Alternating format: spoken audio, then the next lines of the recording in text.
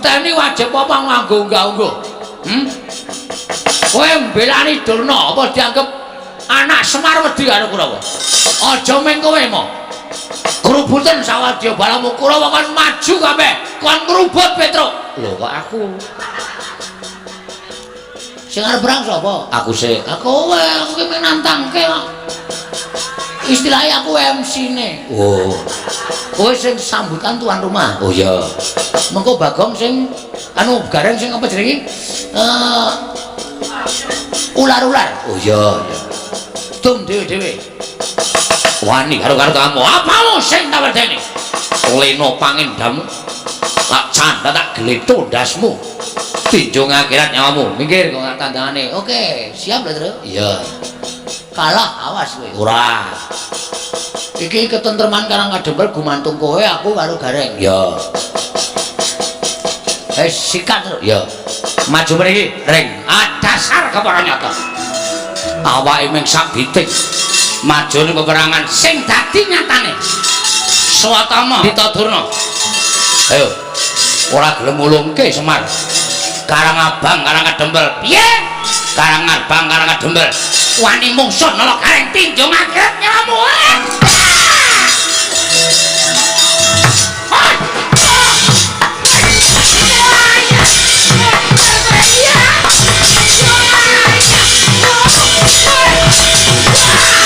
Geleng ora.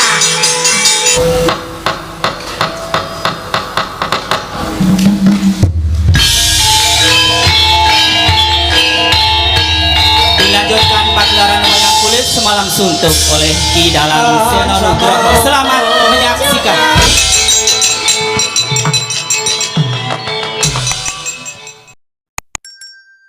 Kula kunjuk Ndara. Iya. Kakang Semar ndak tampa. Ora liwat tiba sepadha-padha. Kakang Semar ndak tampa tiba sepadha-padha. Aku ngaturake salam tak engko katur Kakang Nayantaka. Kula pundi nggo jimat maripe dayanana ing kasantosan. Sami dipun sekecaken anggenipun lenggah. Nala Gareng Petruk apa dene anakku Bagong. Aja ninggal tata krama dole. Ngaturna sembah kelawan bendara ing katemben rawuh iki Nala Gareng Petruk apa dene kowe Bagong. Sinuwun Darma Kusuma kula ngaturaken bekti kula kunjuk nggih Den. Ya Nala Gareng ndak tampa.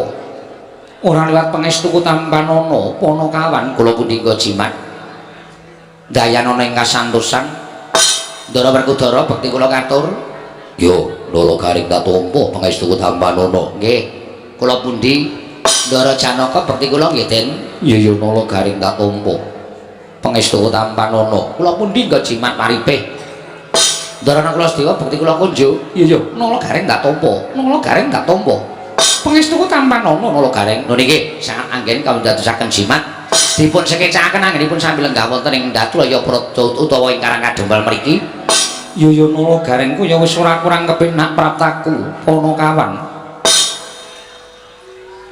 Sinuwun Prabu Darma Kusuma, Ndara Werkudara bekti kula nggih Den. Ya Petruk ndak tampa. Ya Petruk ndak tampa.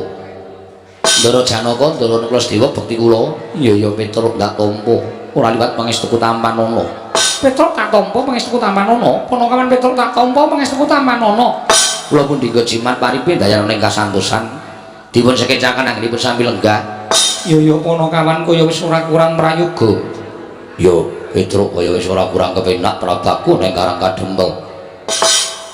Nuwun sewu Ndara Puntadewa, Ndara Werkudara bekti kula kunjung nggih Den. Iya Bagong ndak tampa pangestuku Tampanana. Ya Bagong ndak tampa pangestuku Tampanana. Ndara Janaka, Ndara Kulasedewa bekti kula kunjuk. Iya Bagong ndak tampa. Ya Panakawan Bagong tak tampa. Panakawan Bagong tak tampa pangestuku Tampanana. Kula pundi nggo jimat maripe dayanana ing kasantosan dipun sekecakipun anggenipun sami lenggah. Iya Bagong kaya wis ora kurang kepenak. Iya Bagong kaya wis ora kurang kepenak. Prataku ning Karangkadempel. Nuwun sewu Ndara. Kaget raos sing manah kula. Mboten kanthi kanyana-nyana ing atasipun namung sak sudung kula kemawon. Namung sak papanipun Semar. Lah kok kerawuhan para priyagung sami kepareng rawuh wonten ing Karangkadempel. Ndara menawi kula nandhang kalepatan dosa menapa ing badhe kula sandhang kula mboten badhe swala waton wonten dasar kalepatan kula upami ora wipun dika sedaya menika namung badhe paring ganjaran dhateng lelabuhan apa sing pun kula lakoni Den keparing abdipun Badranaya cumadung dawuh Ndara Kakang Semar kula wonten dawuh aja kaduk ati kajron penampa Kakang Nayantaka sayektine prataning punta sakadang ana ing Karang Kadempel jumbuk kelawan pawarta ingkang wis ndak tampa nalika semana tumuli aku rembugan kelawan kadangku ing Jodipati apa dene Madukara wondene gumalong ing rembug nalika semana daya-daya panjenenganing sun bakal kadherekake sowan ana ing Karang Kadempel nuwun sewu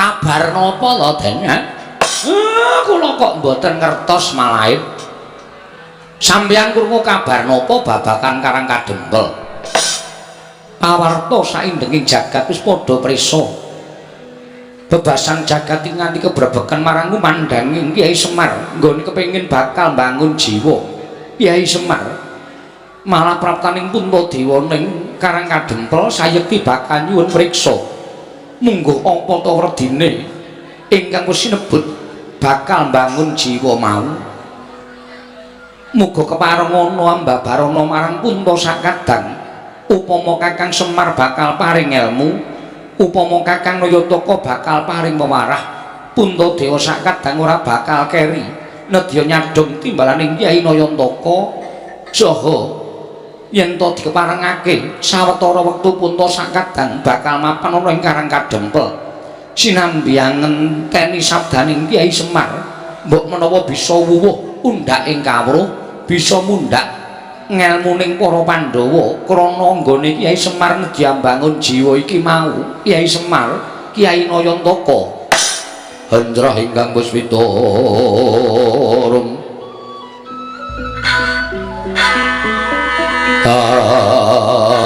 hasil ring samirana mrih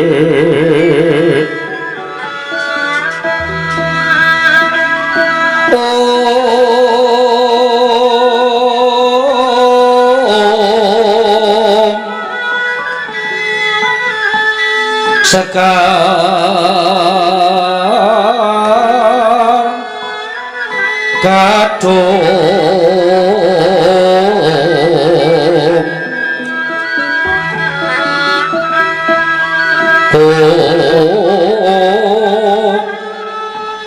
ngas kandanya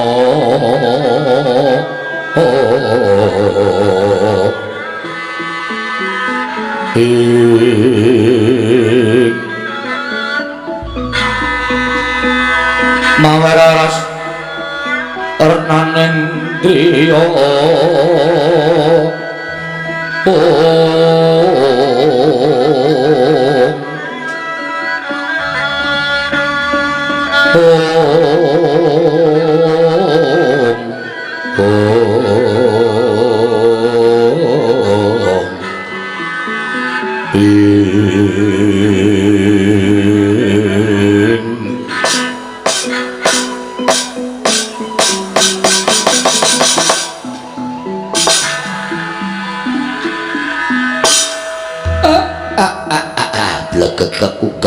semel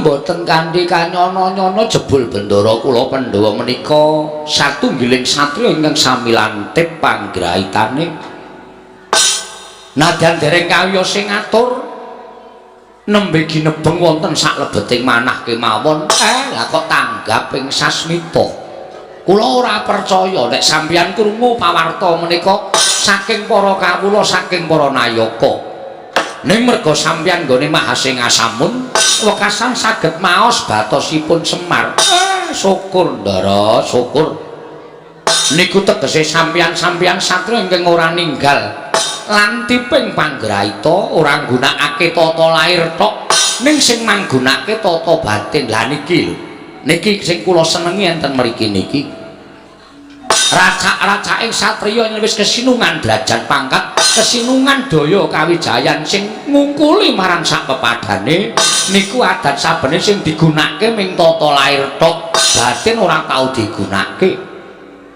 lha enten wonten niku kathah para satriya ingkang keseluruh dalan sing kleru keseluruh marga sing boten sak mestinipun mula Dra jejering satriya menika kedah ginakaken aling batos sampun ngantos kantun amargi menapa menawi mboten ginakaken paningal batos badhe nungsang kuyang numbuk bentus lampahipun iya sabanjure aku nyuwun keterangan marang saka Kyai Semar Badranaya menggah apa ta wigatine dene Kyai Semar nedyambabar bangun jiwa mau sayektine kepiye niki mung rasa prihatin kula kok Den raos prihatin kula dhateng kawontenan sakmenika utamanipun kawontenan negari Ngamarta.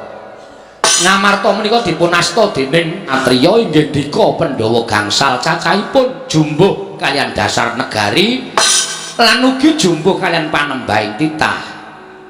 Iya Kyai Semar. Ning nuwun sewu. Beciking Narapraja kok mboten dipun kanteni kalian beciking para kawula cobi to.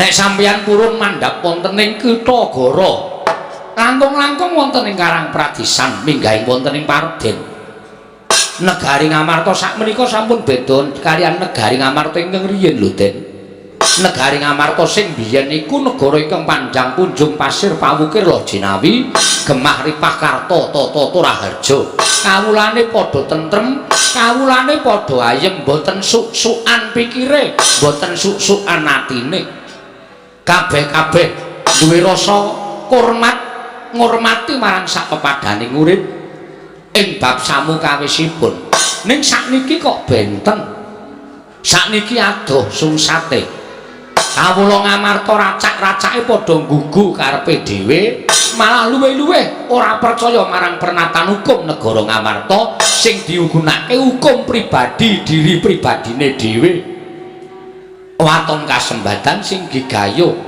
pundi-pundi kathah regejegan pundi-pundi kathah bentak sirah kawula pun boten tentrem gesanging kawula menika raosipun namung was-was kuwatir durga ngongso-ngongso lan sak piturutipun kawontenan ingkang mekaten menika kala wau nuwuhaken tandha prihatos sak lebeting manah kula tumuli kula kepengin bangun jiwanipun para kawula supados wangsul minangka dados jejering kawula negari Ngamarta ingkang pitados kalian pranataning hukum lan pitados kalian menapa ingkang dados gegebeganipun negari Ngamarta.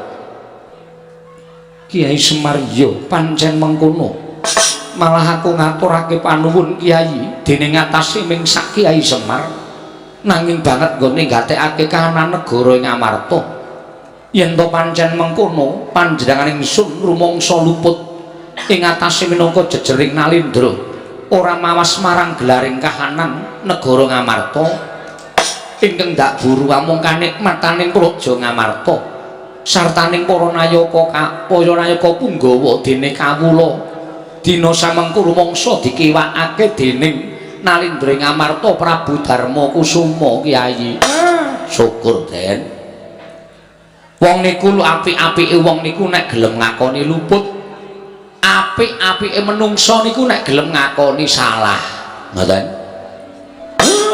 nek sampeyan wis rumangsa kelimput anggenipun gatekaken para kawula niki dadi prakandha lan dadi pancatan anggen kula badhe bangun jiwanipun kawula sak negari Ngamarta jiwanipun para Pandhawa menika mangke badhe kasembadan matur suwun Dara iya Kyai Semar wosipun sampeyan ampun kendhat anggenipun dhateng darmanipun utawi warah kawruhing kraton. Warah kawruhing kraton piye Kyai Semar? Napa kudu kula baleni melih? Diwulang Duk nalika badhe jumenenata wonten negari Ngamarta Duk nalika semanten. Warah kawruhing kraton menika tanganipun wonten 9 cacahipun. Ana 9 Kyai nggih. 1 wajibing ratu angka 2 pengageming ratu angka 3 pambeganing ratu angka 4 lelabuhaning ratu angka 5 kekasihing ratu, 6 patraping ratu, 7 gegayuhaning ratu, 8 junjunganing ratu, 9 bandaning ratu. Niki enten werdine dhewe-dhewe waton sampeyan mboten ningkawis niku. Kula kinten sampeyan tetep ditresnani dening para kawula. Iya, Kyai. Wajibing ratu menika kudu tansah anata, haniti, hamariksa sarta misesa dhateng para kawula. Menika wajibing ratu. Angka 2, pengageming ratu menika sampun ngantos tinggal marang pakarti sama beda dana denda. Mboten sah kula jlentrehke wong sak donya niku wis do ngerti kabeh tembung sama beda dana denda. Iya. Angka 3, pambeganing ratu. Sipating ratu kedah saged hamong, hamut, hamengku sarta hamangkat. Angka 3, lelabuhaning ratu. Anatepana berbuti bawa leksana, animpuna ing aguna, amumpuni ing kautaman. Angka 5, kekasih ratu tumindak adil, bener, sentosa lan wibawa. Angka 6, patraping ratu nglunggana watak lan tumindak wicaksana, wiwaha, wisuda lan wiguna. Angka salajengipun 7, gegayuhaning ratu marsudi mrih hayu, hayom, hayem lan hangayani. Iya Kyai Semar. Angka 8, junjunganing ratu murih sageta jejeg adeking praja, katentremaning kawula, sambung memitran liyan praja, kerukunaning bebrayan agung. Wondene ingkang pungkasan inggih menika pengageming ratu. Nalindra kudu darbe kasekten, kesabaran, kawaskitan lan kapinteran. Mengkono Kyai. Sangang perkawis menika menawi dipun agem lan ditindakake, kula kinten sampeyan tetep dadi junjunganing wong sak praja Ngamarta. Ning kejaba saka niku, sasampunipun sampeyan dados junjungane wong sak negara Ngamarta, tetep mulat karo kahanan negara. Tegesipun sampeyan kudu tansah mulat kaliyan kahananing para kawula ingkang panjenengan caketi sampun ngantos kawula ingkang mapan wonten ing kutha Gorotok. Ning klebu wonten Karang Pradesan, wonten ing Parden Pagunungan. Kedah panjenengan caketi jer menika ugi kawula panjenengan aja banci ndemban siladan. Sing cedhak ratu mangrangkul, sing adoh Nalindra mangsisihke. Niku mengke dadi srana tetel kapercayaning para kawula. Nek pun tetel kapercayaning para kawula, nuwun sewu lho Den, nuwun sewu. Ampuh dikaya ngapa kekuatan sampean ra iso ngalahke kekuataning kawula. Iya Kyai Semar, aku ngrumangsani nggih. Syukur nek pun ngrumangsani. Kanthi cara mekaten, monggo sakmenika wiwit dipun dandosi jiwaning para kawula srana sampun ngantos panjenengan ginakake Prabeya, sampun ngantos panjenengan ginakake bondo donya ning rasa niku sing luwih wigati. Rasaning kawula mangcaketi. Sing mapan wonten ing Karang Pradesan, sing mapan wonten ing pagunungan, mang cedhaki, mang raketi utawa mang dudul penggali ing para kawula. Nek kawula rumangsa dicaketi atine, niku mengke kawula rasa mbok paringi bondo brana picis pun padha sengkut gumregut bangun negara lan mastuti marang pernataning hukum negara ing Amarta. Niku ning nek sampeyan bola-bali picis niku ateges sampeyan gunake cara-cara sing luput. Merga brana picis niku iso ngajeni sawijining wong. Iso Ndara, saged pendak-pendak sampeyan paring brana picis, pendak-pendak sampeyan paring dedana dhateng kawula. Kawula saged ngajeni sampeyan ning nuwun sewu sing jeneng bondo niku iso entek. Nek bandane entek sing mangkeki brana picis sing ngajeni karo sampeyan wau nyedak mawon mboten. Nyedak mawon mboten. Sampeyan iso ngitung pira cacahe rewang sampeyan iso ngitung pira cacahe rowang sampeyan, mitra sampeyan iku nek sampeyan cilik lara gedhe tekaning mati niku lagi iso ditonton pira ca sampeyan. Sing tilik karo sing layak pun niku tok. Iya. Mengkono Kyai nggih. Mula dadi satriya niku tau dadi Nalindra niku wajibe kudu loro dinggoni kabeh. Loro dinggoni kabeh tegese kepiye? Ditresnani karo diajeni. Nek iso niku dienggo utawa iso digunakake utawa dilakoni. Mergo nek ming diajeni kaya kula crita wau, diajeni. Ning nek ditresnani, niku luwih dhuwur derajate mbangane diajeni. Mergo nek ditresnani niku arepa nuwun sewu. Sesuk kala mangsa panjenengan niku wis mboten wonten ning kuburan sampean diparani sanak kadang mitra kawruh tangga teparo dijalukke ngapura karo sing gawe urip niku tegese ditresnani. Ngoten?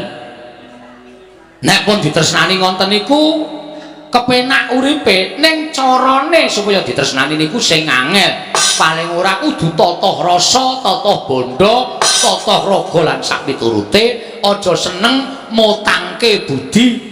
Aku labuh karo si A, aku labuh karo si kae. Sesuk muga-muga nek aku kerepotan dilabuhi. Lah niku jenenge sampeyan tumandang ning mutangke budi kanthi ikhlas.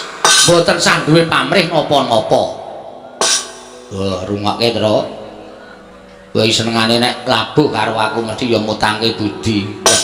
Bapak nek do ngene iki kok ya ngendikane ya titis ya reng. Wah, bapak ki nek metu petake ya ora kaya Semar. Mula bapak ki diarani Sang Hyang Bathara Ismaya Ngejawantah. Lah iya. Aku seneng ngrungokke bapak nek kojah ngene iki iso temamem ning ati tenan ya, Gong. Ra. Kok ora piye to? Aku Semar omong ngene ora tau percaya to. Aku kowe meneng wae ndal Ndara Pandhawa do rawuh mrene. Kowe do percaya ora masalah. Nah aku ora kok. Nek Semar ki mandi omongane kowe ora kowe sugih wingi-wingi. Nyatane seprene ya ijik kere kaya ngene kok. Weh. Ditresnani karo diajeni. Loro-lorone kudu dicakup wae lah. Ora arep tak gagas. Ya aja ngono ya. Iki arep dikaya ngapa iki bapak ngono lho. Mesti nek ngendika ki kadang kala ana mandine. Menungso siji lan sijine iki jarene duwe kodam dhewe-dhewe. Kodam apa? Kodam ki nek omong sok mandi. Kala mangsa kowe ngelokke bocah kandhani ngayal, jungkel ning dalan. Mongko lagi mandi-mandine omonganmu. Jungkel tenan bocahe. Nek bapak omong Bagong ora manut kere selawase. Weh, wis suwe nek lek kere iki. Ora usah nganggo kodam wis ra duwe apa-apa.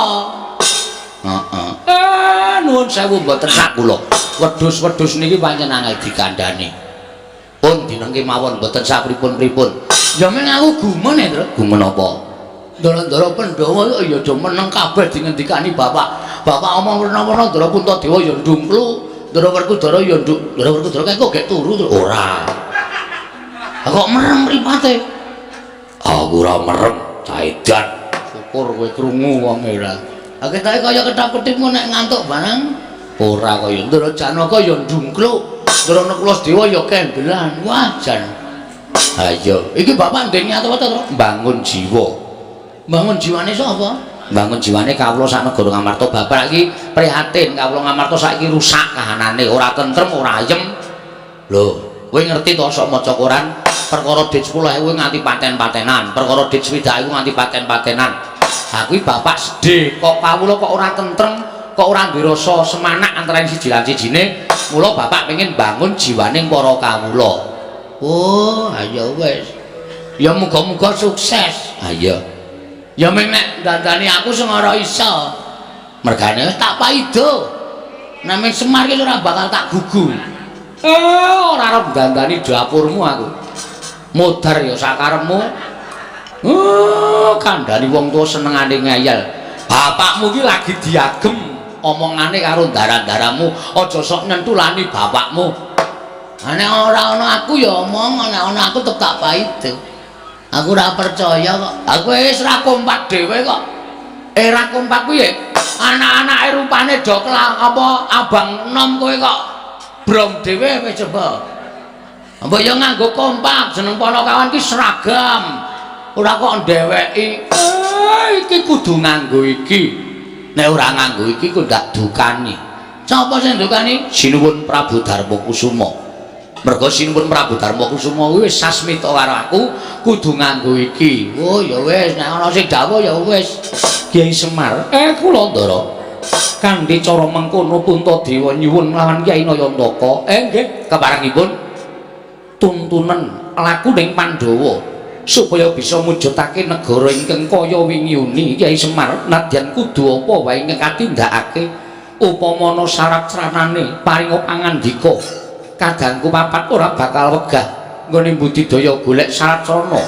Wah Semar yo yen pancen Pandhawa bali kaya wingi kudu ana syarat sranane paringa pangandikan mengko aku ingkang bakal golek syarat srana supaya iso kasembatan penjangkaning Semar nggone bakal bangun jiwaning kawula sanegara Ngamarta Semar Badranaya. Semare koten prayetna semure seko balik titiyoni kandayani trisanya purnama sasi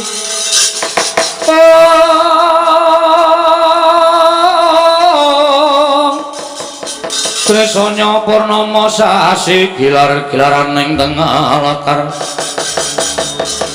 gilar-gilaran ing tengah latar milang lintang Bima Sekti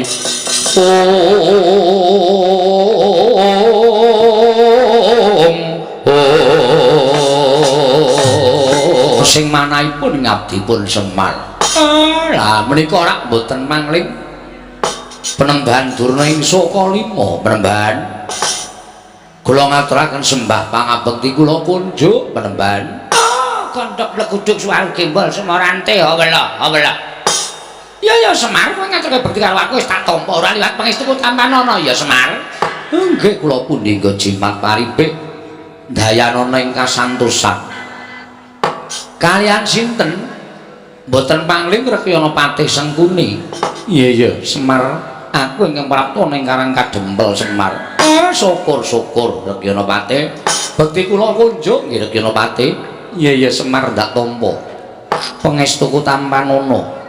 Bapa Penembahan Durna, kula ngaturaken bekti kula kunjuk Penembahan. Oh. Anak Prabu Ngamarta menika. Inggih Bapa Penembahan. Oh inggih. Kula tampi malah kaget raosemanipun ing Bapak Saka Lima dening panjenenganipun Nak Prabu Ngamarta sampun keparang rawuh wonten ing Karang Kadempel. Sampun sawetawis Bapa Penembahan. Oh nggih syukur nggih syukur. Dipun sekecaken anggenipun lenggah. Bapa Durna ki kula aturi sekeca anggenipun lenggah. Oh nggih sampun boten kirang prayogi. Paman Arya Sengkuni kula ngaturaken bekti kula kunjuk. Kula tampi dawa sami-sami nggih anak Prabu Durna bapakku. Aku ngaturake basaku katura. Oh, Werkudara anakku wong gagah. Tak tampa Werkudara pangestune Bapak Tampanana ya nang ya lik ya ngger. Yo, ndak gegem dadiake jimat. Bapa Penembahan bekti kula kunjuk. Oh, Janaka ya nang kene. Inggih. Syukur Janaka. Kula ngaturaken bekti Bapa Penembahan. Tak tampa pangestune bapakmu Saka Lima Tampanana ya Janaka. Kula pundi nggo jimat paripik dayanana ing kasantosan. Paman Patih Harya Sengkuni bekti kula kan kunjuk. Kula tampi nggih dawah sami-sami. Nala Gareng Petruk Bagong ngaturna sembah karo Begawan Durna. Waduh. Ngimpi apa kowe, Mir? Ngimpi apa? Ha kok ora kanthi kanyono-nyono ming omahmu kok kerawuhan priagung? Ya, Tru? Heeh. Ndara Puntadewa, Ndara Werkudara, Ndara Janaka, Ndara Klasdewa. Rampung le padha rembugan. Iki rawuh meneh priyayi luhur Begawan Durna. Lho, apa ora gleleng? Aku dhewe ora ngerti lah kok padha ting gruduk ning Karang Kadempel. Bekti kula Penembahan. Oh, Nala Gareng tak tampa pangestuku Tampanana ya Nala Gareng. Kula pundi nggo jimat paripik dayanana ing kasantosan. Rekyana Patih Sengkuni bekti kula kunjuk. Iya Nala Gareng tak tampa. Pangestuku Tampanana. Bekti kula katur Penembahan. Oh, Petruk tak tampa. Pangestuku Tampanana ya Panakawan. Kula pundi nggo jimat. Rekyana Patih Sengkuni bekti kula kunjuk. Iya Petruk tak tampa. Pangestuku Tampanana. Gong, ngaturke bekti ora? Karo sapa? Begawan Durna rawuh ngono. Lho. Aku ora kanthi kanyono-nyono. Kula ngaturaken bekti kula kunjuk nggih Begawan Durna. Ndeng Durna. Ya Bagong, pangestuku Tampanana Bagong. Kula pundi nggo jimat paripe. Sinten ingkang nderekaken Adipati Harya Sengkuni? Wah, Reki ana paten sengkune bekti kula konjo reki ana. Iya Bagong ndak tampa pangestuku tampan ana. Nun niki sangat anggen. Kawula mundi dadosaken jimat. Dipun sekesakaken anggenipun sami lenggah. Oh ya Bagong wis ora kurang kepenak. Truk. Dayoh akeh kaya ngene kok tanpa metu wedange Semar iki. Ayo engko tawanana. Nuwun sewu Panembahan Durna ngunjuk menapa? Loh. Apa kira-kira kowe kuat nyuguh aku? Aku piyayi, kowe men kawula. Ing atase kawula kok iki. Girilusi jalma tan kena kinira. Ampun sok ngembe karo wong. Kula niku arep kaya ngene nek mengko nyuguh sampean nggih. Isa. Oh ya syukur-syukur diku tampa ngelak Bagong wis sakarepmu. Sawenehmu bakal tak tampa kanthi lega gawaning ati. Ning kudu milih tak tengri. Teh. Napa kopi? Loh, ya nek aku nek yaine iki senengane kopi. Ah, kopi 7.000. Oh, didol. Ireng pulon pahit ning kula campur lemah. Hus. Aja edan kowe. Pendhita kok sapenake dhewe ra ngomong. Ngene ya Semar. Nggih, pripun Panembahan? Aja kaget, aku prapta ning Karangka Dempel. Nggih. Nadyan radi kaget nanging gandeng sampun paring pangandikan pun lega ati kula. Oh iya. Ngene. Sejatine aku prapta ning Karangka Dempel mau yekti mung njumbuhake pekabaran ing Sebenarta Mbok Bakul Sinambiwara. Pawarta binanduking Karna. Apa pancen kepara nyata yen to kowe bakal duwe gawe Semar? Sing nyebarke sapa iki? Lah kok dadi Ndara Pandhawa ya pirsa? Ndara-ndara Kungastina ya pirsa. Nala Gareng apa kowe kandha-kandha tangga teparo? Mboten niku. Petruk kowe tangga teparo tok kandhani apa piye kok kanthi tekan ndi-ndi? Mboten, Pak. Kula nek didhawuhi ora kandha sapa-sapa ya ora kandha sapa. Patnya ngono ya, Tru. Bagong pancen cah ngeyel tenan ya. Kowe ayo mbok menawa sing nyumbang barang. Anjir arep nampani aku. Oh, tok nggo apa? Tanggo ngeramik omahku kae. Oh, keramik omah yo Semar sik dibutuhke ora. Sampean kok preso? Lho, Semar kuwi wong kondang. Arep kowe iki derajate ngaceplek, arep kowe wong loro saudon telu saurupan. Kowe iki meng kono kawan. Nuwun sewu kasarane kowe iki meng batur. Ning saben-saben kowe duwe gawe, jagat iki persasat nganti keberbegen marang mandangi Semar Badranaya. Nggih. Apa pancen kepara nyata yen to kowe bakal duwe gawe ya kuwi mbangun jiwa. Nggih. Niku ming lagi niat kok. Ming lagi karep. Durun kula tekake sedya. Ming lagi karep lagi kula nam-nam wonten ati ning kok kula kaget. Sedaya sampun sami prisa. Lho, aku ora wis omong karo kowe to, kowe iki wong kondang mula nek arep duwe gawe apa-apa kowe iki mesti tekan kono-kono padha ngerti ta. Dene apa to sababe aku suwanu ning Karangka Dempel iki mau pancen diutus dening Sinuwun Prabu Duryudana. Supaya aku suwanu ning Karangka Dempel. Wigatine ora ana lali kejobamu. Apa yang dadi sediamu mau pancen apik, pancen becik Semar.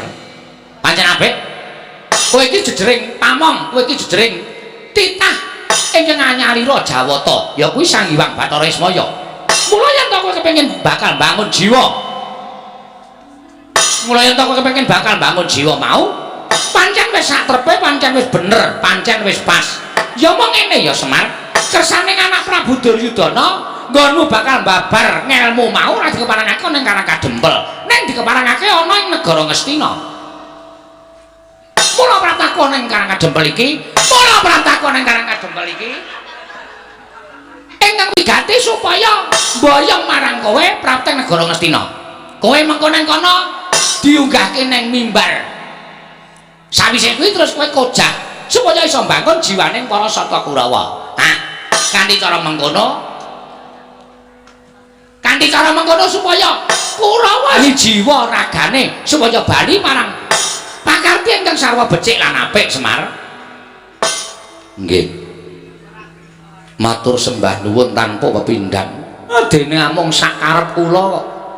Sinuwun Ngastina ngantos kados mekaten. Ning nuwun sewu. Kula niku ora arep kojah, kula niku ora arep wewarah dhateng sinten kemawon. Kula niku ora arep ngumbar ngelmu utawa menehi ngelmu napa-napa kemawon. Kula niki wong sekeng, kula wong ora duwe, kula wong melarat. Ngelmu kula ya mung ngelmu celimen kemawon. Napa to sababe? kula ajeng bangun jiwa niku kula kok ora bangun jiwane wong sak donya niku mboten. Kekuatan kula niku sepinten.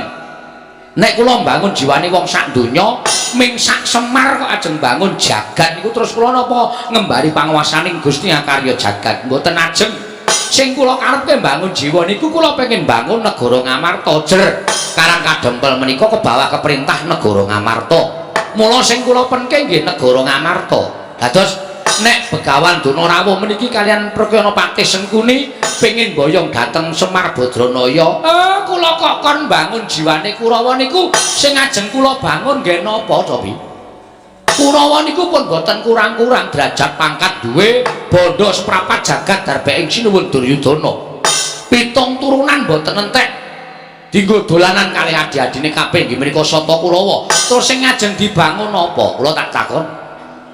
Nek kula teng negara Ngastina niku ngibarate kaya dinguyai segara. Teng mriku nggih pun lenggah pandhita ingkang kondang monyor-monyor inggih menika peparab Begawan Durna.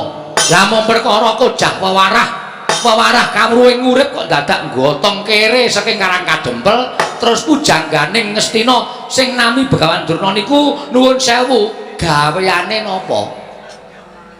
Kula tak takon. Sing kudune dandani para Kurawa niku sampeyan dudu kok kula. Merga Kurawa niku murid sampeyan.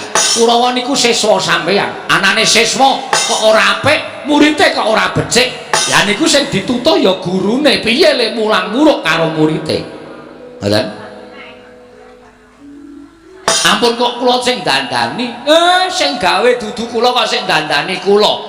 Niku nek carane wewangunan utawa carane omah sing gawe dudu kula sing dandani kula mengke usuke kurang gedhe renge kecupeten mboten iso dadi dipasangi gendeng ya ora apik ngoten nek sing damel sampeyan sing dandani ya kudu sampeyan mula nuwun sewu niat kula mung ajeng dandan-dandan negara Ngamarta sakliyane niku dudu tanggung jawab kula Semar niku wong kekuatane ora kaya sing gawe jagat ora kaya Gusti, ora kaya dewa, kula niku senes dewa, kula mung titah sewantah. Ngoten. Mula nek Begawan Donorawuh mriki ajeng boyong Semar, nuwun sewu kula mboten saged. Kula dereng saged. Mergi siji niku dudu kewajiban kula, loro kula mboten iso pripun-pripun mangke nek tekan negara Ngastina. Malah kula iso disoraki dening para kawula sak negara Ngastina wong ilmu kula niku mung ilmu celimen. Ngelmu kula niku mung ilmu cethek. Ngelmu kula niku dudu kawruh kapanditan, dudu kawruh kabrahmanan, luwih-luwih dudu kawruh kadewatan.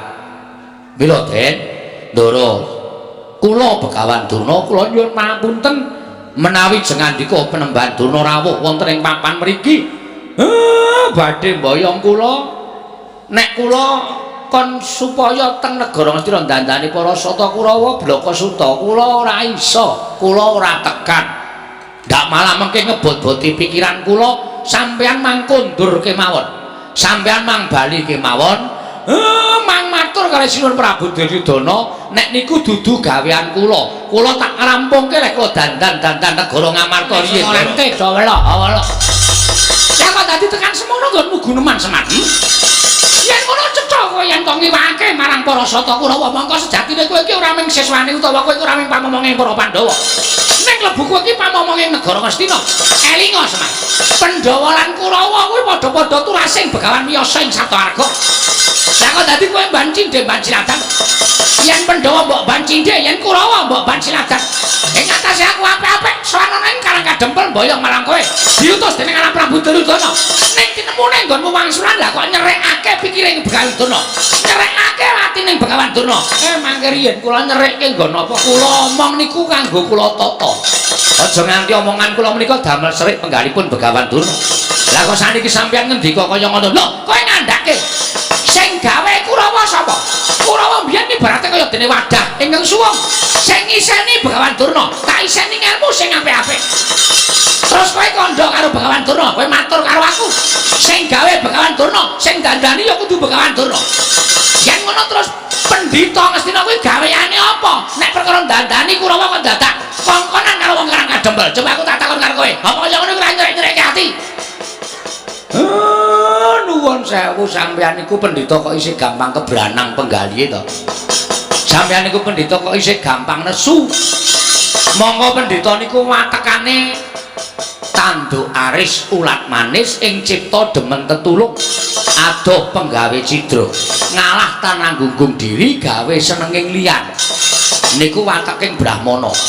Nek sampeyan nganggo serban kethu sarwa putih mongko durung iso ngleksanake sifat sing kula aturke mboten sang nganggo kethu sampeyan ngangge caping mawon.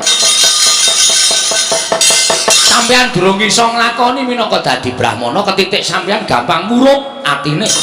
Gampang murup penggalihe. Nuwun sewu, Ndara.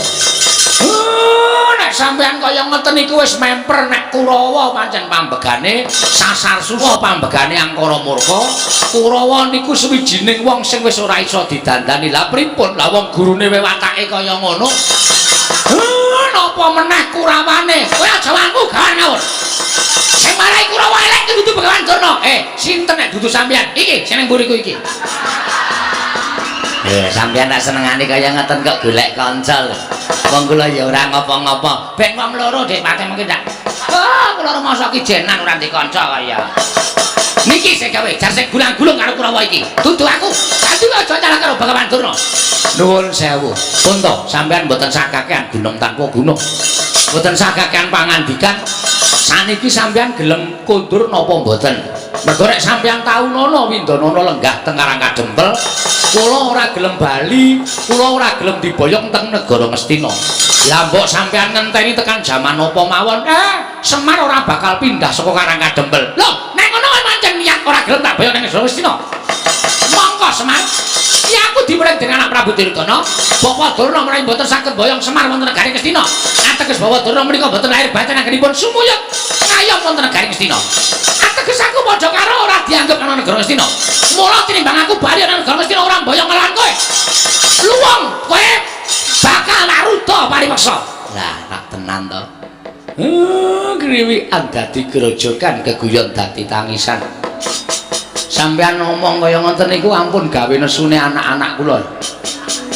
Mengkene anak kula salah siji wonten sing nesu. Kula ora tanggung niki cah awur-awuran kabeh. Sampeyan iki nek pendhita elek derajate mung mergo dienggo awur-awuran kaya anak-anak kula niku kula ora tanggung. Aku ora wedi karo anak-anak. Kuwase kowe gelem makan ta ora?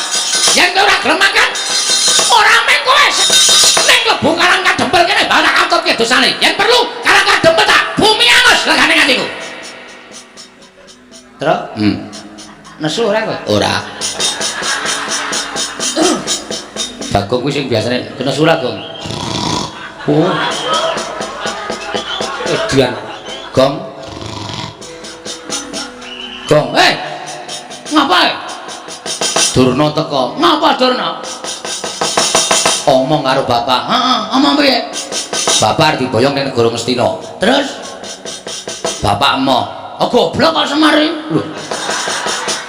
Lah wis seneng karo bapane ngono goblok to. Goblok. Ah ning Ngastina ki bandane mengalir. Nek Semar gelem dadi pamonging para Kurawa ki sugih wingi-wingi ora ketayalan ngrekoso uripe kaya ngene. Sik to aku tak neluske omonganku. Semar ora gelem. Dasare Semar arep bangun jiwa negara Ngamarta. Jiwane kawula sang negara Ngamarta dibangun karo bapak. Ya, Sinuwun Duryudana mireng. Bareng Sinuwun Duryudana mireng, Sinuwun Duryudana kepengin diwejak karo bapak Semar. Mula bapak Semar digawa ning negara Ngastina. Terus bapak mau dasare ngapa sih? Bapak kepengin rampunge pakaryane negara Ngamarta. Tur kuwi dudu gaweane bapak. Kuwi dudu kewajibane bapak. Dandani Kurawa kuwi dudu kewajibane bapak. Sing bapak duwe kewajiban iki dandani para Pandhawa. Durna Sumbar. Ngene piye? Nek Semar ora gelem tak boyong peksa. Wis ben. Lho.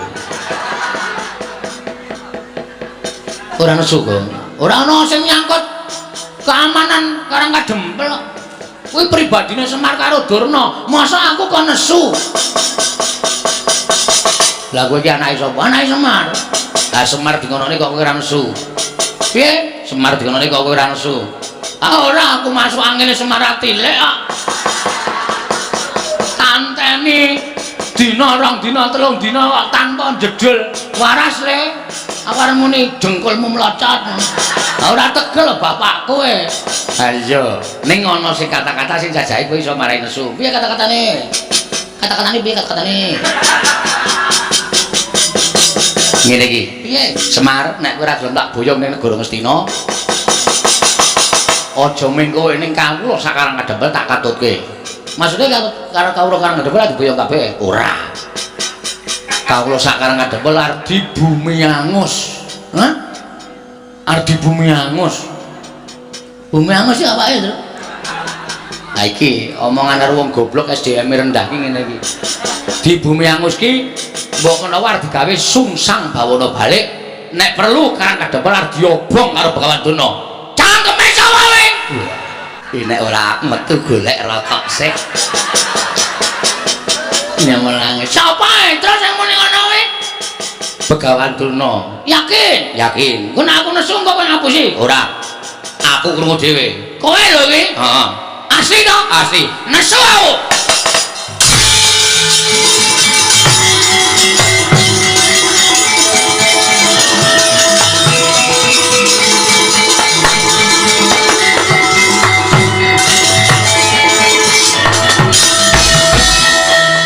Nun sewu penemban kula ajeng nyuwun prisa.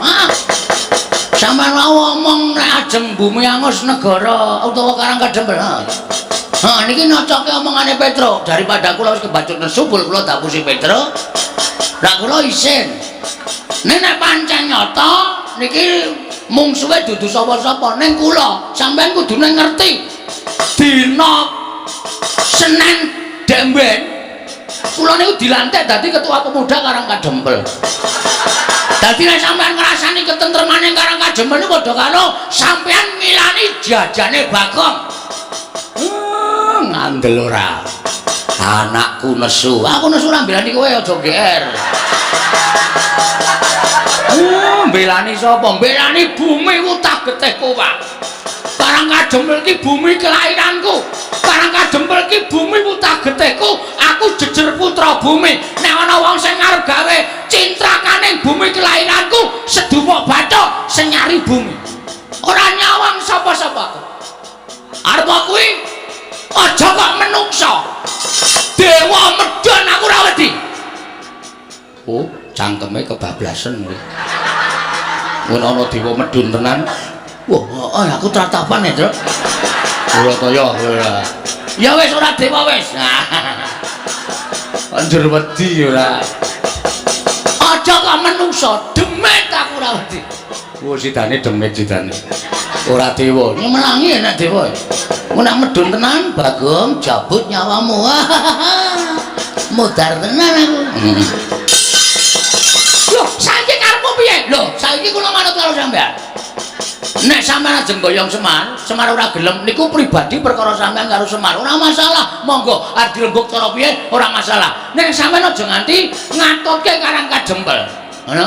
Aja nganti ngatutke Karang Kadempel. Semar kuwi kami tuane Karang Kadempel. Ha sing do ngakoni. Lho, kowe ora ngakoni bapakmu kami tuane Karang Kadempel. Kula niku anake ora percaya karo Semar. Nek Semar diganggu gawe mongko menyangkut suasana ketentraman Karang Kadempel ya maaf wani karo sapa wae yen ngono kowe wani karo Begawan Durna lho amen kowe kok dur aku kowe sumbar muni piye ngono kowe wani karo Begawan Durna rangkep apa itu ora bakal tak tinggal loncat kowe ngerti Bagong nek wis nesu kok rumangsane iki tengike ra jamak-jamak. Keleke sabune garing barang ora dibilas. Ana banyune entek lagi sabunane. Mulai mencer tak anjuki. Piye to le? Wis meneng apa? Loh, nek ngono kowe dadi palanging Begawan Durna. Palangi aku mergo kowe ngrasani Karang Kadempel kok. Kowe aja pisan-pisan ngrasani Karang Kadempel. Dudu ajanging Semar. Ya iki mau apa ya jenenge? Ora to ya kowe. Ngono apa cuk maksude? Dudu Semar sing ngadepi. Dudu Semar sing ngadepi. Ning Bagong, diajane Bagong sing dienggo ajanging peperangan. Wah, edian. leleng tenan janji. Iya kuwi. Durna iki biasane iso Durna ora temandang sing maju Kurawa. Kowe enggak Kurawa? Heeh. 100. Mbok dilongi. Wong Kurawa 100 kok ngelongi. Wong nantang kok bareng krungu ana Kurawa 100 kok tratapan ora. Aku ora bakal mundur sejangka. Nek mungsuh Begawan Durna ngendi papane wong neter kanthi daya. Wah, panas maning jajaran sretane bawana. Yen ngono Bagong sing parangi niate Begawan Durna. Ayo, kowe ngecap pirang dina? Kowe ngecap apa? Ora bakal dadi karo cak. Mati Begawan Durna mungsuh Bagong luwung ora urip nang arep pacang. Oi!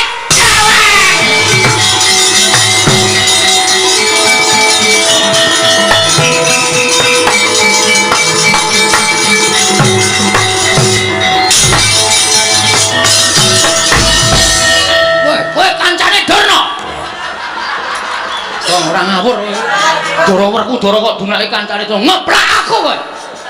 Wah, caidan. Kowe ngerti ora? Ora. Kowe lagi tak kandhani ora sawangsulan sik.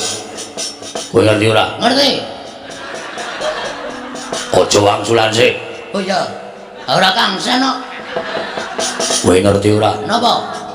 Durna wis apa? Durna ya Durna sapa? Engko tak ngomongke Durna kuwi Duryudana ya ora bener. Durna ya Durna, ora ana Durna liyane iki mau ya Durna.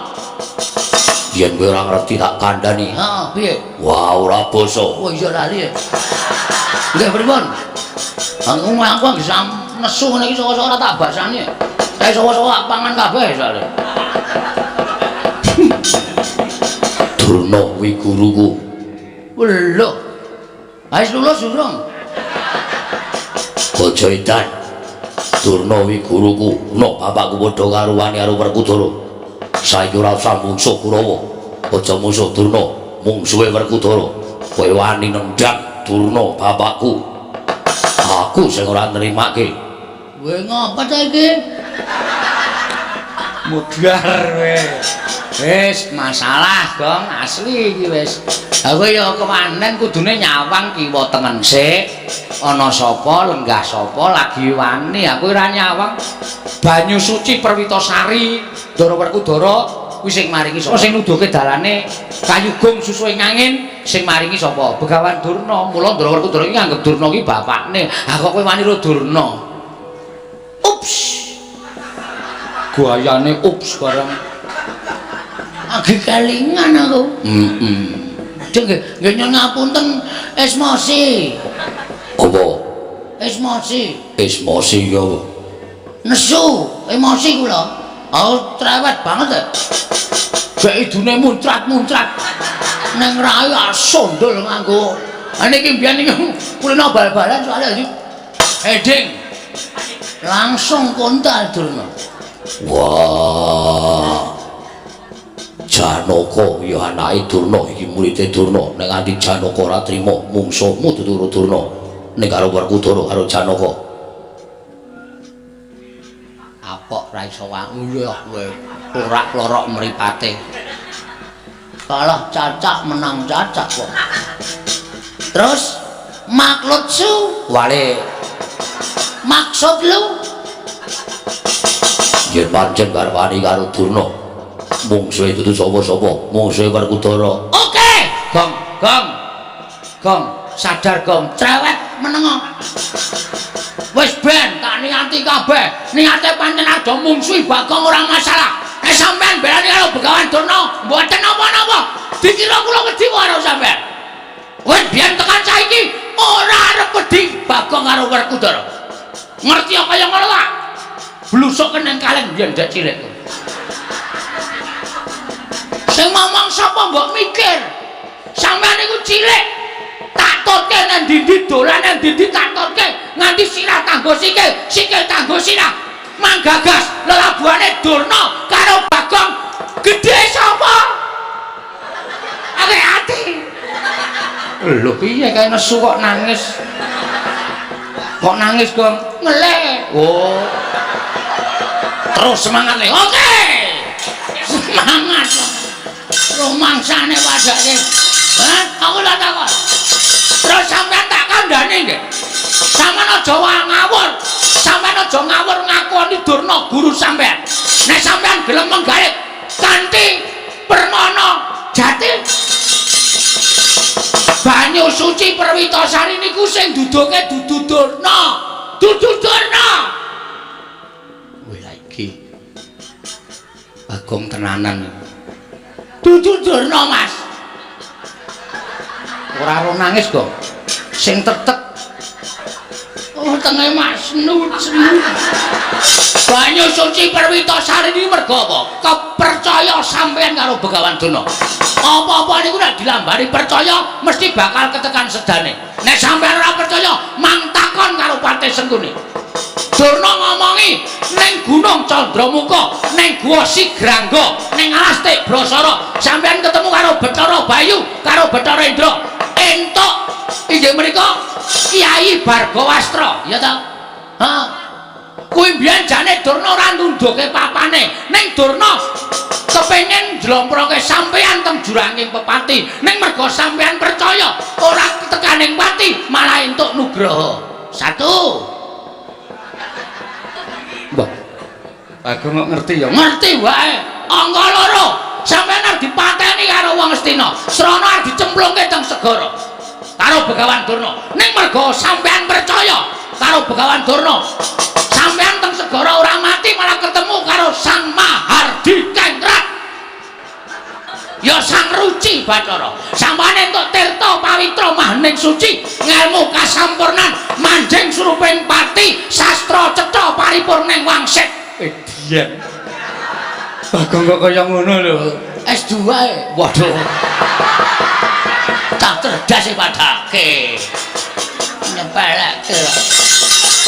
Niku kabeh mergo sampean percaya, ora kok Durna sing dudui. Ha kok seprene sampean sing duwe kapercayan, nek sampean iki sing duduke Durna, salah bong. Adene sampean durung percaya lan masih sangsi dengan kata-kata. Bagong, silakan naik ke Mahkamah Konstitusi.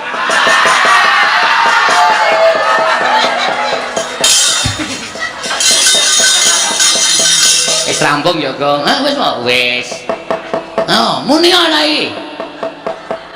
Kowe kok ngerti sapa-sapa? Iki apa? Iki Vespa iki, Vespa ndasmu kuwi. Ora nesu. Ah kaya Vespa tenan ya, Mas. Iki kaya plentronge. Iki kaya ngarep kae bemper ngarep. Iki sedele nang kene. Busine ngupil ora? Ora. Nek ngupil tak resikane ora tak totok ndulmu. Busi wis ra kanggo gawe. Nun. Aku sing nyuwunke ngapura Werkudara ya, Bagong. Ha iki piye mbok ngene iki? Bagong. Aku suwunke pangapura. Bagong. Tuku sikat gigi. Oh wis tau dijak kok. Wis aku kira Ndara Puntadewa ki Nalendra ora tau perang, ora tau nesu mung blonjo. Anggere ana Indomaret mandeg. Sing ngrasake jundi Bagong. Tak icipi sik. Niki terus dibandemke aku wis tok cokot. Nggih, ngapunten kula kepeksa ngonten niku merga kula mung dunungke mawon kok sinuwun. Iya. Bagong ngaturke panuwun tanpa pepindhan Werkudara. Nggih. Ana tetembungan bathuk bolo isi madu. Ya mung Panakawan bak mulaja banget nggonmu tansah ngegungake apa kang dadi penemumu kuwi penemu sing paling bener. Wah, ya wis. Werkudara, apa? Jaluka ngapura karo Bagong, kowe salah. Kae wong tuwa, kae sing momong kowe mundhak mengko uripmu sasar susur lan kuwalat. Bagong. Apa? Wah, iki arep aleman iki ngene iki. Ya aleman. Terus men gagar otak. Aku entuk masak sithik kowe iki. Mangsaku kok. Ndara Werkudara iki le nimbali wit terangan Bagong wis alus ngono ngopo. Arep tak gawe angel kok ya men. Lah ngono ya sak penake dhewe. Bagong. jarine mbarep kakangku kowe bathok bolo isi madu Bagong aku kleru aku njaluk ngapura Sonara dibaleni ora ngono kuwi apa-apa kok njur rangre wani Durna Ardiwangi Durna iki anggepe apamu iya ngene nganggo pikiran ora waton nesu ora kok waton sampinake dhewe apa-apa iki dipetung aku omong ngene iki tuna bathine piye aku omong ngene tuna bathine piye ngono kuwi ora njur dumengegongke aku satria digaya sapa-sapa arep tak salahke sapa-sapa arep tak salahke njur sak kepenake dhewe setan ora basa aku ora basa ngoten ora wah ora krasa ngapunten nggih Den nggih ngoten niku pokoke intine ngoten niku iya tiba sepadha-padha iya aku kelingan kowe biyen sok momong aku ora mengsok sasan pendak dina anggere rados wis didodok lawange jeng jeng jeng Bagong terke nang kono wala sarungan tok ya tak tutke to sampean jaman kelingan mboten jaman teng kebon nika dolan ning tengah alas ning kebon Bagong iki ana jangkrik dikedhuk bareng kula kedhuk terus yo matur nuwun terus mangke nggih to setan wong tua kok ngeduk lemah bareng wis jeglong terus menggo asem ya tak eling-eling seprene iya ngoten niku labuhan kula iya Bagong nun aku njaluk ngapura nggih mboten dados menapa iya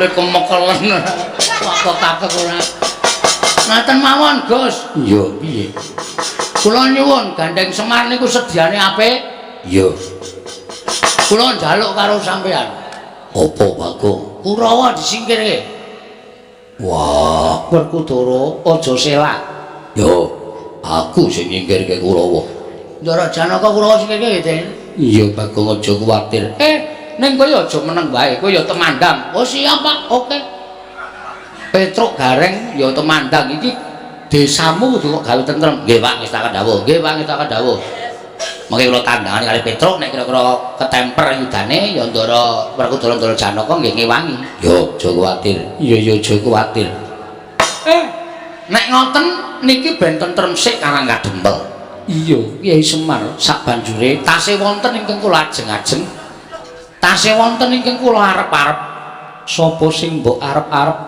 lan sapa sing mbok ajeng-ajeng utawa mbok arep-arep praptana ing Karang Kadempel Kyai Semar mboten sanes sinuwun Darawati kali sinuwun Mandura menapa ta sebabipun kekalih menika mboten saged pisah kalian para Pandhawa margi menika tasih turas Mandura menika ugi wonten sambung darah kalian para Pandhawa mila mangke kula badhe jangkepaken Pandhawa lan sederek-sederekipun sedayanipun menawi sampun jangkep nembe kula wiwiti jinurung kali ndara-ndara kula Pandhawa anggenipun bangun jiwa ya ya to Semar yen to pancen mengkon aku mung kari manut Ndara Puntadewa monggo kula dherekaken manjing Bale Wisma sak Pejagong Saturnetra kalih kula iya ayo tak dherekake Kyai Semar Ndara Werkudara Ndara Janaka kula nyuwun ketentremaning Karang Kadempel yo Semar aja kuwatir monggo aku tak kongkonan anak-anakku iya ya Semar aja kuwatir monggo aku tak kongkonan anak-anakku Petruk Gareng Bagong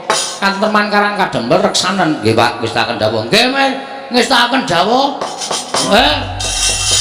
manut dawuhing Bapak kowe karo aku kudu jaga katenteman Karang Kadempel bener ora pangling kae Kurawa dampyak-dampyak sajae mbelani karo Begawan Durna aku wis krasa ning awak dhewe rasa wedi awak dhewe rasa mundur iki ana sing jagani awake dhewe sapa Ndara Werkudara karo Ndara Janaka ning aja ngantos dhewe ora ketok nyambut gawe terus pethoke nek kira-kira Kurawa bondo kalani men ditandangi Ndara Werkudara karo Ndara Janaka yo reng perang ora reng perang wis siap-siap kok ya Sangugaman wis nggawa glati pramuka duwene kuwi ayo ora usah wedi karo Kurawa Rawir-rawir antas malang-malang dibutung. Ayo Reng, kowe sik tuwa dhisik. Oke.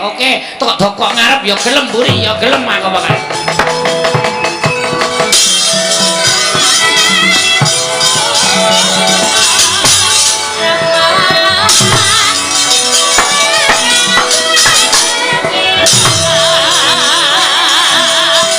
Alukon aku ning lekas.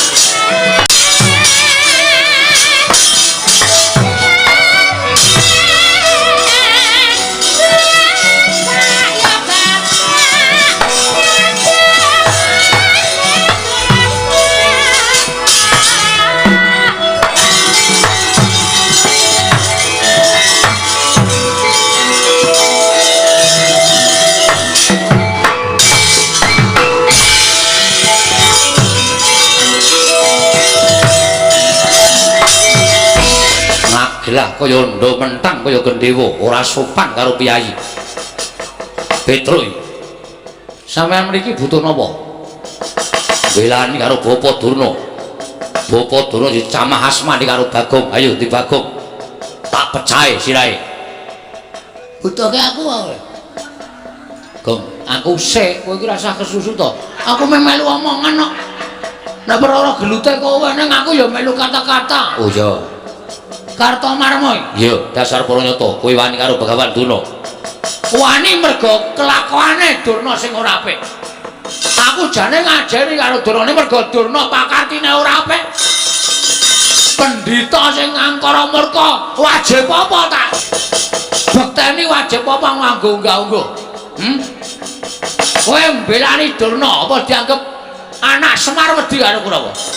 Aja meng kowe mo. Kerubutan sawadya balamu Kurawa kan maju kabeh kon ngrubut Petro. Lho kok aku sing arep perang sapa? Aku sik. Aku ki nantangke kok. Istilahnya aku MC-ne. Oh. Kowe sing sambutan tuan rumah. Oh iya.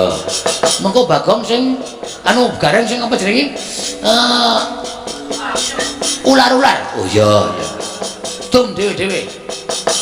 Wani karo-karo kamu apamu sing tak wedeni leno pangindamu tak canda tak gleto ndasmu tinjung akhirat nyawamu minggir kok gak tandangane. Oke siap lho Tru. Iya kalah awas kowe ora iki ketentreman Karang Kadempel gumantung kowe aku karo Gareng. Iya sikat Tru. Iya maju mriki kepengin kewirangan ora minggat Petro kandung bolong bilani Bagong tak katutke dosane mang mriki ten kula mboten wedi kali sampeyan.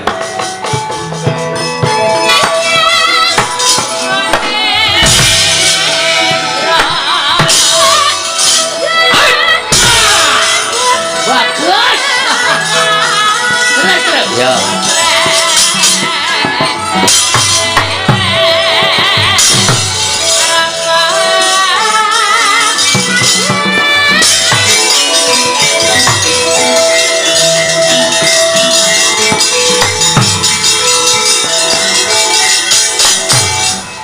Gareng dasar Kepranyata awake mung sak ditik majune peperangan sing dadi nyatane kita Durna.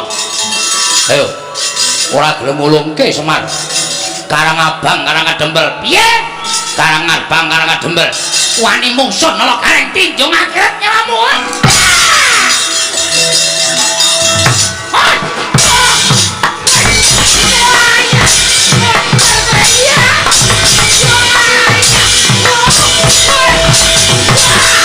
Geleng ora.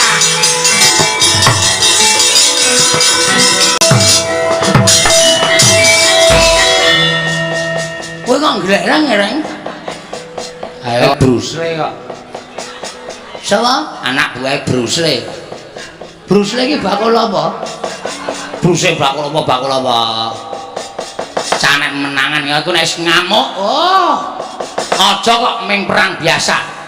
Perang Madras aku iso. Perang Candrasa aku iso. Murid Indra Janaka ndereke Indra Janaka pirang-pirang taun kok gelut Kurawa kok kalah. Mirang-mirangke. Swatama kalah lho kowe. Aja kok Satama. Dursasana. Oh ya kebangetan. Lek nantang kemunggahan kowe lek nantang. Ora perkara kemungguan lho. Sing dadi nyatane ayo kaya ngapa? Dursasana kon maju nak. Poteng-potenge kandhane. Ayo kanene. Ora bakal tak tinggal loncat. Oh, ponokawan gugu karepe reng wonge sumbar.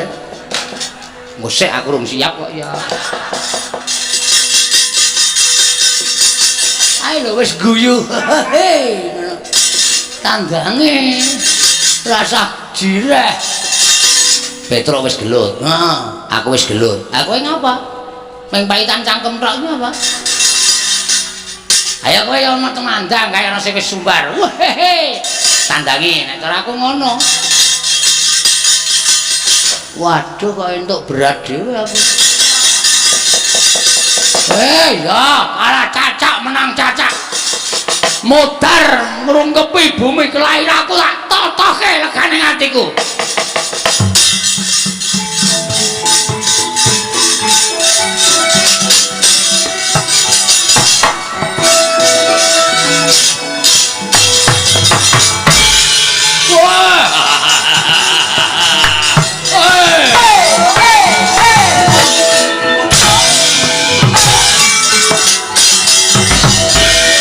Edan joget kok ora aturan. Tak kecekelku kok. Kowe joget gleleng. Aku isane joget nguncalke sikil. Ora minggat kena cangkemmu modar. Wah, edan musuh wong buruk. Mungsuh wong buruk. Dursasana dasar para nyata. Mrene arep ngopo kowe? Nglabrak wong-wong karang kadempel. Ora minggat bumi angus karang kadempel. Berarti arep ngerusak karang kadempel. Dasar para nyata. Sing betengi Bagong. Lho. Ayo sing gagah akeh, sing digdaya akeh. Petruk kon tekan kene. Aku nek mungsuh kowe tak idake modal. Kowe tak gajule ambyar sirahmu. Aku mau musuh wong ringkih kaya kowe. Musuh ya sing gagah-gagah sisan. Musuh ya sing digdaya sisan. Musuh kowe nggo ngopo? Dur, ngopo? Kowe aja sok ngembe karo wong. Aku ki lama dadi Bagong. Aku maling belum tau konangan. Apa kowe ngeceh karo aku? Ini ra wong limpat ra ora bakal kelakon to. Sing dadi nyatane. Lho, nyatane piye? Kowe apa aku sing modar ning kene? Wah, iblis arek. Ora minggat pecah sirahmu. Nya. Lho. Ngopo kok nya? Lho, kowe ngopo mau muni piye? Pecah sirahmu. Nya. Nya pecah, guys. Iki 3 tahun tak pecah dhewe ora tau iso pecah. Nya pecah, guys. Setan ora. Ayo kendeli ngono kuwi disumbari pecah sirahmu kok melayu berarti jireh. Nek sumbari pecah sirahmu dulungke sirahe berarti tak kendel. Pecah sirahmu ya guys. Kowe wani wong ngene iki rung karuan wani nek aku sing muni pecah sirahmu dur. Kowe mesti mak tratap. Nek aku ki wong uripe jelek kok. Dadi nggo ngopo aku urip? Urip bendina meng nyaur 2000. Esuk 2000, awan 2000, sore 2000 tekor. Nyo. Edan ora edan serius iki nyo. Ngantem sak pol-polmu nek nganti iso pecah, meguru karo wis 20 tahun aku sumpah. Nyo. Weh, ya tenanan kok. Tenan. Yakin bola bokin. Sumpah. Ora bakal aku gawe-gawe nyo. Nek ya kuwi kowe ngantem aku sirahku ora pecah, gentenan kuwi adil. Gentenan piye? Genti aku njotos sirahmu. Ya ngono kuwi, kendel padha kendel. Mengkari kuat-kuatan sing sirahe empuk ya modar sik. Ya wis. Weh lah ngono kuwi ditampa ora penantangku. Wani wae. Wani kok gak ditonyo. Ping pira? Manut. Aku ki ping pira-pira manut kok. Patone isih kuat aku isih gelem. Ya. Iya, iya. Kendel tenan kowe. Wedi, nek aku madhep rene wedi. Nya wis. Nyobres ngono. Piye to? Kene ora gelem, kene ora gelem. Maksud lu gimana? Iya, aku ki pangeran pati kok meng karo kere kok kalah kendel. Isin aku. Oh, ambangane aku ndisi kowe batur, aku ndisi ana. Nya ayo. Ayo, wedi saka arep mburi kok ya ayo. Kuwi ngapain? Tawa apa ngapa kuwi? Kaya aku iki lho nya. Lho, mat. Suwe mat. Diantem ya ora apa-apa. Mburi mah nya. Lho kene iki mat. Lho, ora gelis. Oh, mat yo mat kok nya ya. Mburi kok ya ayo. Ngantem tenan modar tenan. Kaya aku iki lho nya. Isa aku ya iya kok nya. Ayo areng apa? Mburi kok piye nya? Mburi nya. Pajange cak kendel isi. Wis ya modar tenan. Yo serius yo. Ayo. Kowe sewa aku sih. Manut. Manut. Nya aku sih nya. Sampean pangeran pati tak punjurnya. Lek pecah. Kowe lak domongi kok iki 3 tahun tak pecah ora tau pecah. Nya, nek sampean mecah siraku sekali tonyo iso pecah. Aku mengucapkan matur nuwun. Iya. Nya malah tok entengke patiku nya. Pecah siramu. Nya. Kowe iki domongi ngayal ya, wis to? Lho, wis e. Lho. Wis to? Wis. Lho, kok ora krasa? Wah, lah demet iki. Wah, ngece tenan iki. Wis tak antem kok mulih ra krasa. Edan. Wo, celeng tenan. Wo, wis ngantem to. Wis. Meneh ora? Ya meneh. Ya, tak hitungi lho iki wis pisan lho iki tambah meneh pindho. Ya. Kok balese pindho? Ya. Wah, dia-diamu e. Ndi sing jebol? Mbok nek ngomong ora ngawur. Lho. Lho kowe mumet ya ora. Kaget ya ora. Ayo ngene iki keahlianku. Ayo kene pindho apa tambah? Wis pindho wae. Ayo kene tenan. Aduh, modal iki. Ya adil ora kok modar adil. Ya, aduh.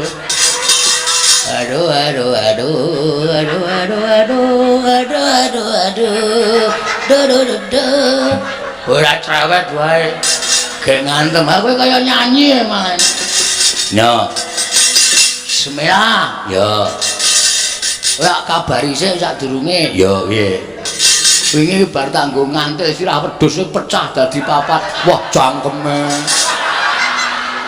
Tenane asli takono Petro. Ya wis rasa wae. Utang loro rasa. Kene. Wah, modal tenan iki. Aduh. Siap. Siap.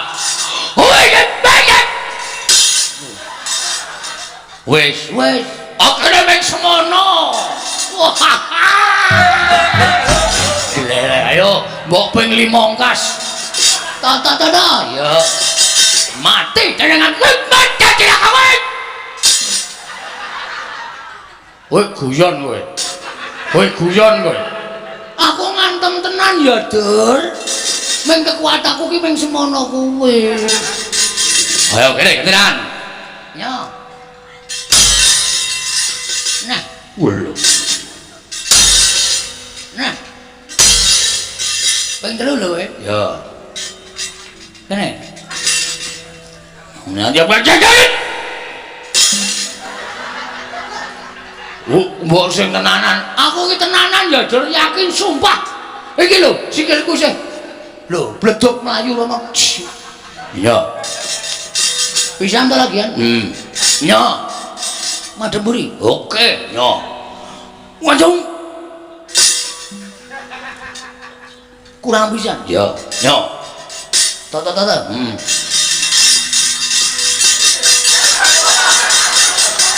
Ayo, sak bantermu. Hah?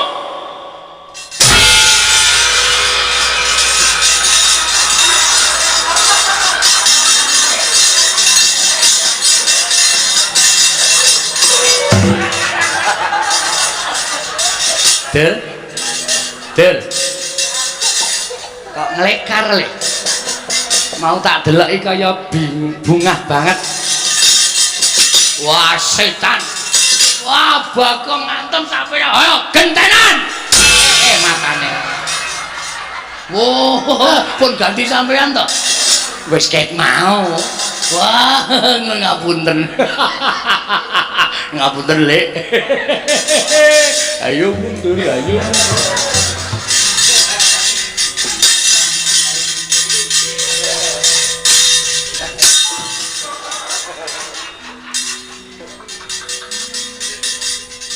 Ngapain kok mendelik kan?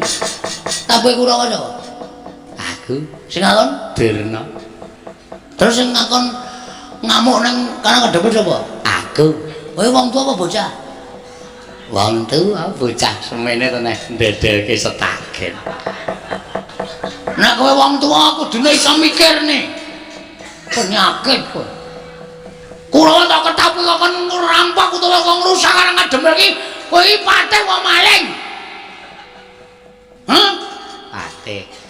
Ana patih kudune iso mikir. Iya. Ana nek. Rene. Ora ana bandem watu kowe. Iya, iya. Iya. Aduh. Kowe ngerti Bagong nek nesu apa? Medeni gak ngomong. Aku nek nesu tanggaku geger pitike tak blediki kabeh. Udah aku mbok udu, pak bledek kabeh bleh kabeh. Iya. Aku nek ngene iki sampe mangan wonge kelakoni ta omonge. Iya aku njaluk ngapura. Aku tak bali rana dadak seneni aku kok tratapan. Aku iki lemah jantung lho, Gang. Ora perdu lemah jantung. Are lemah lempung sakaremu. Kowe paham ora? Karangan Jembel iki ora duwe salah ora ndelu karo Goro Mitra. Durna arep boyong Semar kok wong Karangan Jembel dikatoke dosane karo piye? Karepmu piye? Iya. Agawa kluku bareng. Arep tak nggo ngapa? Kapok ora kowe? Kapok. Sadar? Sadar. Aku tak rono ya. Tak rono. Kena rono ning ngono syarate. Syarate apa? Kowe nek tak undang senggune ngono maksudan dalem Pak Guru, ngono ya. Ora iki aku isin lek kan. Aku wegah, aku isin nek ngono kuwi gelem ora keprok watu apa semaur? Semaur. Ah, ngono. Wiwiti ya. Ayo lungguh ngisor. Nggih. Senggune dalem Pak Guru. Kelas piro, Lik? Kelas 3. Ora munggah ping piro? Ping 6. Ngopo kok ora munggah? Nginjen roke Bu Guru. Murid kok nginjen rok? Rok di PP. Kok kita apane? Jepitane. Edan ora. Wis kono rono. Nggih. Karo nyanyi. Izin gila. Tak kira. Masa kula nyanyi? Nyanyi ora. Ditunjuk. Anu nyanyi. Wis kono rono. Rembulan. Ngono. Lagune sing anyar iki lho, lagune si sapa jenenge? Nela Gareng, Nolo Gareng kok Nela Gareng. Nela Karisma. Karo kowe nyanyi, mentok tak kandhane ku anggere mandek kok buandem watu. Mentok. Notasine sing bener keprowak. Nggih. Mboten hafal. Kudu apa mentok kok? Mentok. Datar. Mentok tak kandhane. Ngono. Mentok tak kandhane.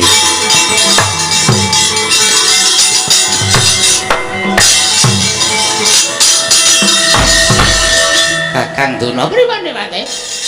Ora iso ngalahke Panakawan. Cecak mental cagak cebol gayu wulan wuta ngitung lintang pangeh lakone cepak wurunge. Pripun terusan? Nyuwun pambiyantu ning Iwang Pikulun Pandya Betari Durga, ontring dandang manguri. Mangga Diwane.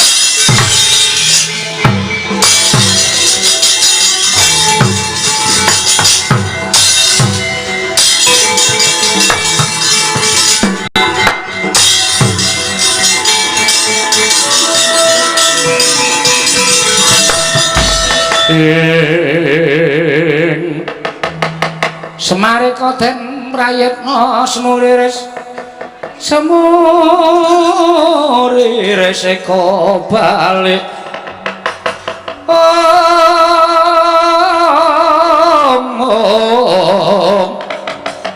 titiyani kandayani trisanya purnama sasi